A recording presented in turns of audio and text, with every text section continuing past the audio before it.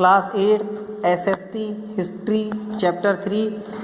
अब देखिए a new system is device. तो ये जो ऑल सिस्टम जो हमने कल रीड किया था एग्रीकल्चर से रिलेटेड और सेटलमेंट से रिलेटेड, इसके अलावा इन्होंने न्यू सिस्टम और लगाया। देखते हैं क्या।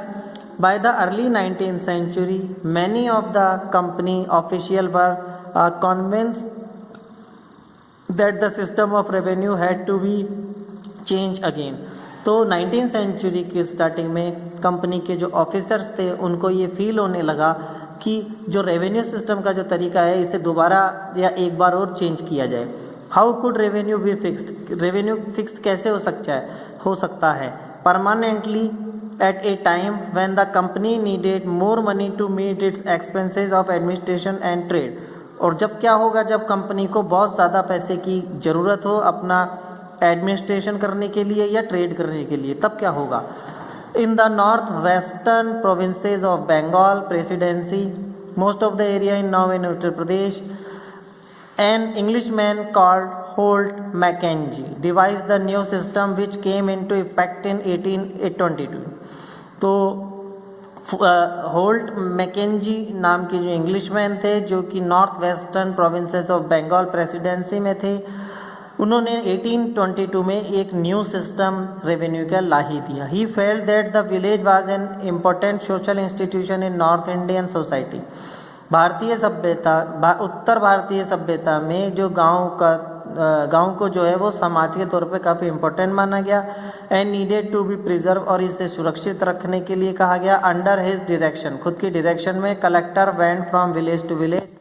जो कलेक्शन करने वाले लोग थे वो गांव से गांव जाते थे। इंस्पेक्टिंग द लैंड को जांचते थे। मेजरिंग द फील्ड को भी देखते थे। And recording the custom and right of different group, और अलग अलग ग्रुप्स के कस्टम और उनके अधिकारों के बारे में रिकॉर्ड करते थे। The estimated revenue of each plot within a village was added up to calculate the revenue that each village mahal had to pay. तो जितनी जिसका विलेज था उधर उस हिसाब से कैलकुलेट करके उन्हें पे किया जाता था। This demand was to be revise periodically. इस डिमांड को वापस पीरियडाइजेशन में चलाते गए। नॉट परमानेंटली फिक्स्ड, इसे परमानेंटली फिक्स नहीं किया गया। The charge of collecting the revenue and paying it to the company was given to the village headman. तो ये जो चार्ज जो रेवेन्यू के तौर पे आता था ये विलेज का हेडमैन कलेक्ट कर लेता था। आफ्टर दिस को इसे जमींदार को सौंप देता था। This system came to be known as the mahalwari settlement, और इस सिस्टम को महलवारी सेटलमेंट का नाम दिया गया। The Munro system in the British territories in the south there were a similar move away from the idea of permanent settlement. इनका जो idea था जो कि साउथ में चलता था ये थोड़ा परमानेंट सेटलमेंट से दूर था। The new system that was devised came to known as the ryotwar या ryotwari. It was tried on a small scale by Captain Alexander Read in some of the area that were taken over by the company after the war with Tipu Sultan. तो ये उन एरियो पे लगाया गया रियोटवारी जो टीपू सुल्तान से लड़ाई के दौरान अलेक्जेंडर रीड ने जीते थे। Subsequently developed by Thomas Munro, इसे थॉमस मुनरो के द्वारा डेवलप किया गया।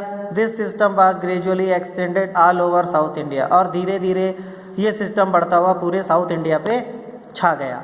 Read the Munro felt that in the south there were no traditional जमींदार।